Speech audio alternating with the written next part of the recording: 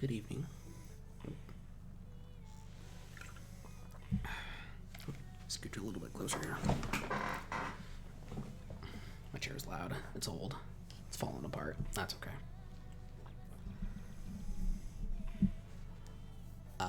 So this will be a bit more scripted than normal. It's a review of Monster Hunter Rise in general and how I feel about the Gunlance specifically. So, we'll start with, this game is beautiful. It's full of style, full of aesthetics, full of, full of charming character, I guess is the way to phrase it. And had the most effective release of an incomplete game I've ever seen. So, oftentimes, like when you're on Steam, you'll see XYZ game is in early access.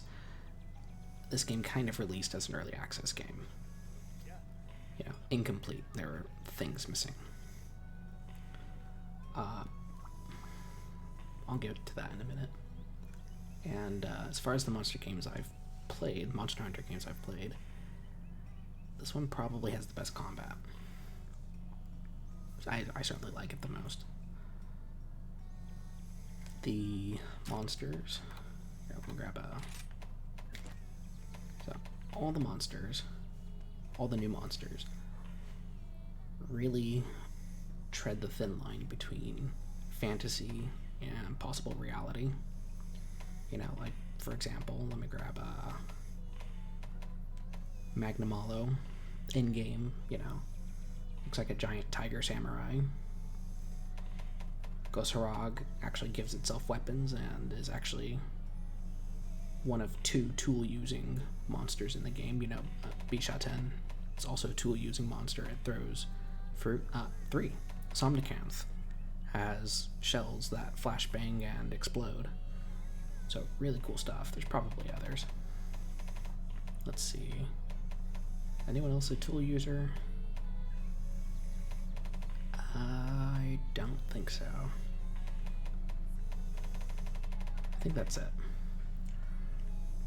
Older monsters came back with, older monsters that had really good designs and really interesting designs.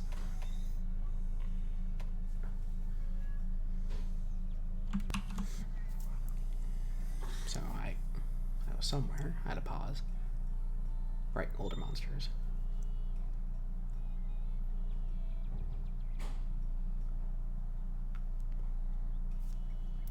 Staples, you've got Wrathia and Rathalos, but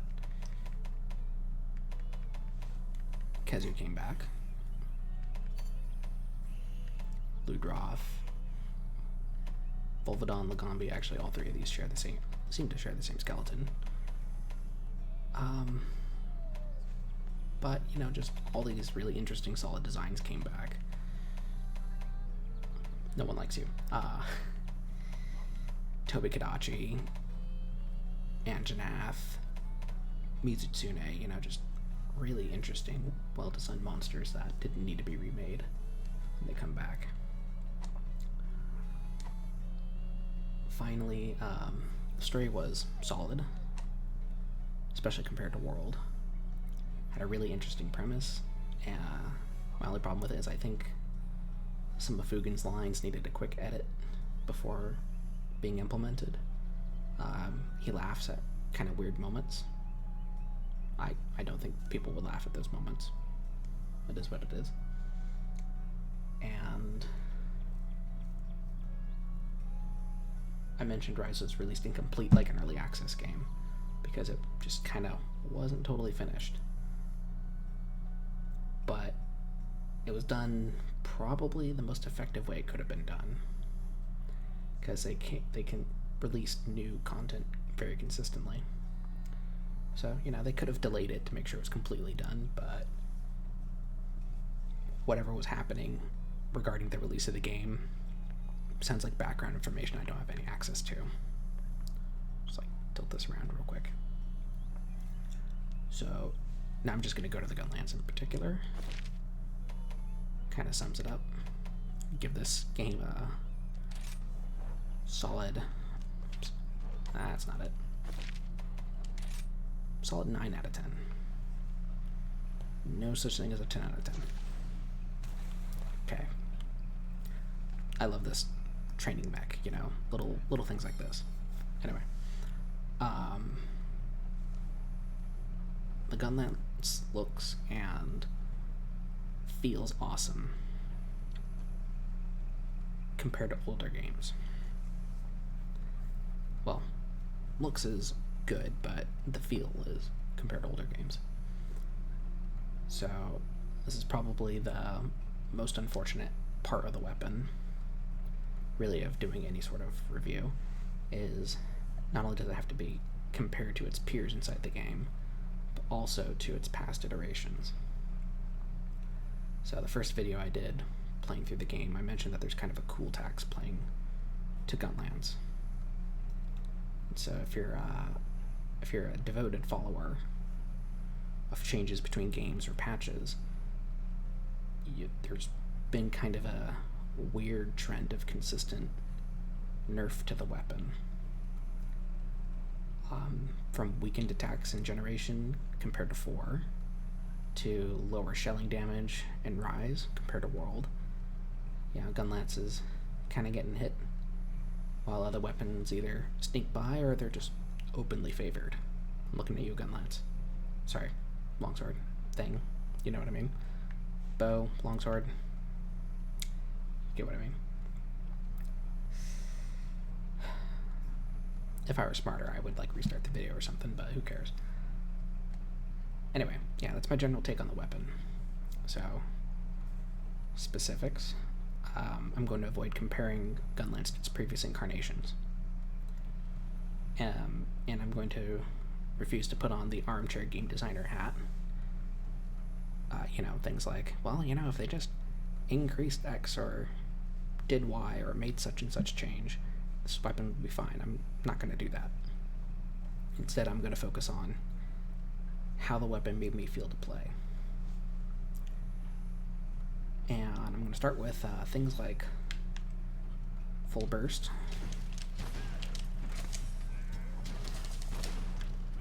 wyvern fire, and wormstake. That whole sequence there, that all feels really good when it lands. There's lots of recoil and impact on the hunter that makes the weapon feel explosive. Pun intended. There are various combo cancels that exist. So you can go into Wyvern Fire from pretty much anything, but specifically they enable informed players to find faster routes to the move that they want to use. So charge shell into Wormstake and quick reload into slam. So I'll do the quick reload into slam here real quick. Quick reload, slam, or overhead smash. And if I have charge shells, nope, I have blast dash. Okay. Here, let me change over to charge shell real quick.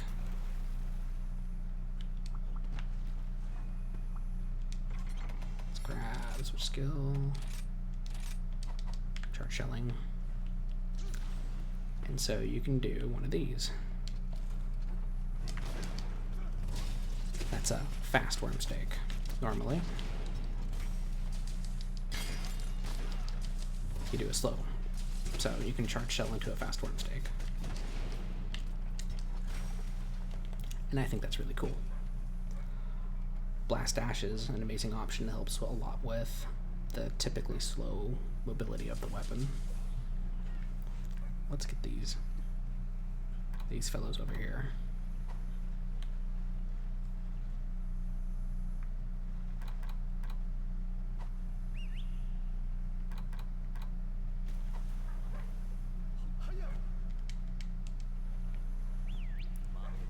Okay, get them out of the way.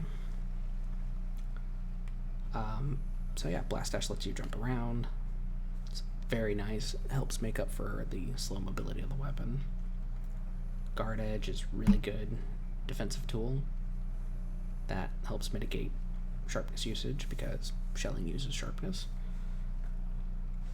Ground Splitter adds a little bit of damage to shelling, which is very much desired, and it gives you super armor, Wyvern Ride build up, just like kind of does it all.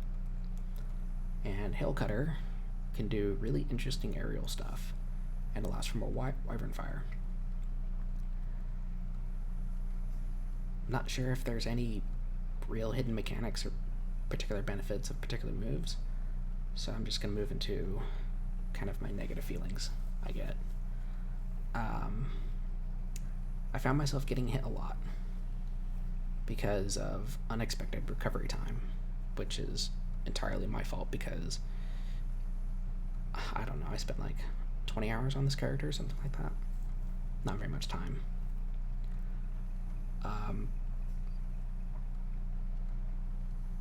But perhaps more relevantly to feels bad, right? Because, you know, that was just get good. But what really feels bad to me was, you know, the things that made this thing special felt more like gaudy distractions rather than serious options. So, well, let me grab a Blast Dash and I'll show you what I mean. Probably don't even need it, but I'm gonna grab it anyway. So, the ability to do this.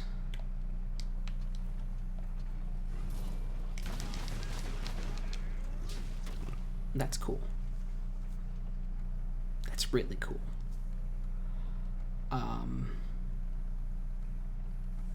It doesn't make the weapon more useful, really. It's just kind of cool. You know, I'll do it again.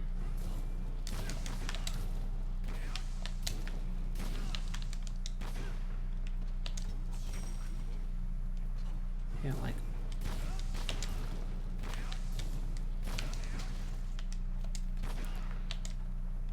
The multiple blast dash is good, but the whole shell straight up, like, that doesn't add very much functionality. So it's a bit weird. Other things, you know, Wyvern Fire. This is a massive attack. Dealt 303. It's nice. But you'll send your fellow hunters flying. And apparently, as far as I can tell, it's not as good as anything else you could be doing, which makes it feel like a waste of time. And also makes you feel punished for not playing long shelling. Because if you notice, that was 303. If I grab a long gun lance, which I should have one. Let's see here. You're long. Do I have long 5? I don't even know if long 5 exists. Just grab this one. I'll grab Hail Cutter to get rid of that cooldown.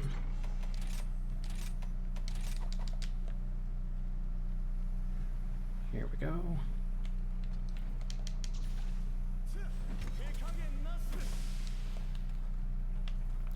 So, that was 303.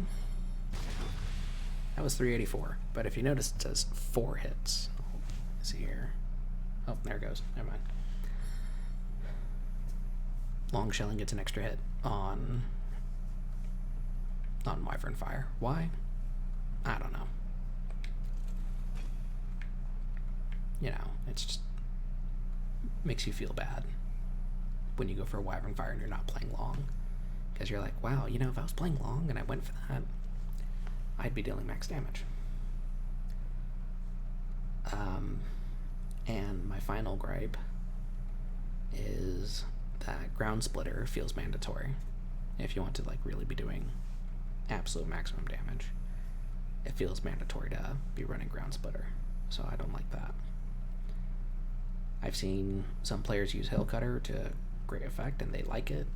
This weapon is very much, you know, do what you want because you're kind of playing the worst weapon in the game anyway, so just do whatever you find fun. And I like that. Some hunts were really intense because it just turned out really fun that way. Just sort of like the increased intensity because was kind of unfamiliar with the tools, but the tools I was finding were really cool. And the weapon looks flashy as hell. The TLDR, that's how you know I'm old, is I find the weapon very fun, very stylish. I wish it dealt more damage, honestly. But, you know, the sort of risk to reward ratio was more in favor of the reward, and that the strange, unique, and fascinating tools available to the weapon were just more useful. As a PS, there's a YouTuber called Chaos Slayer or Cow Slayer, or I don't know, has a video examining of the Gunlance, examining the damage of the Gunlance in multiplayer lobbies, where the weapon does a really good job matching against the others, you know, at least 25% of the damage most of the time. So I'm going to put a link to that video, as well as Chaos Slayer's guide to Gunlance in the video. If you're going to watch that guide, just like chill, have some popcorn, because it's long. Hope you folks have a great time. And I think I'm going to, I don't know, maybe I'll play Elden Ring. Maybe I'll just play League of Legends. We'll find out. But peace until then.